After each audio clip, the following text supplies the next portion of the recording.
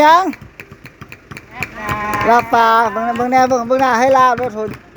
จมูกสวยๆหุ่นงามๆยายหันให้งามหุ่นยายหันนะงามเลยเลี้ยหน้ามายายหันนะเลี้ยหน้าเบิ่งกล้องเอ้ยจ้ะหุ่นเบิ่งแน่หุ่นพี่น้องเขาก็งามคือกันทลาเอ้ยข่อยให้งามหุ่นเลี้ยหน้ามาเอ้ยแล้วเลี้ยหน้ามามื้อนี้เพิ่นลาปลาฮัลโหลปลาฮัลโหลมันเนี่ยหุ่นกำลังมาหุ่นมาแต่ขายยาพี่น้ำคอยมาแต่ขายยาหุ่น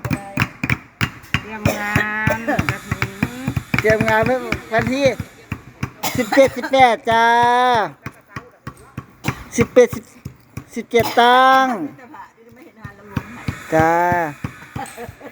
18ทอดนะจ๊ะพี่น้องมาร่วมงานเชิญมาร่วมงานเอาบุญกฐินกันเด้อพี่น้องเด้อสมัครเด็กอยู่วัดป่าบุญญารามเอามักนะเป็นวัด